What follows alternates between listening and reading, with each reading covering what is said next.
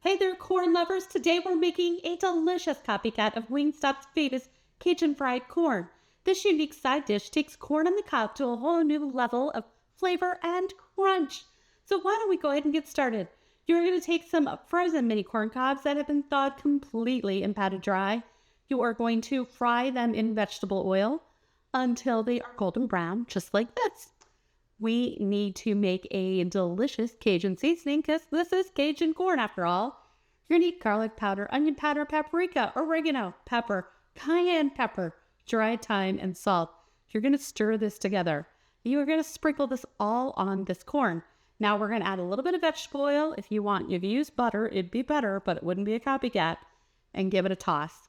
Serve this up to your favorite people.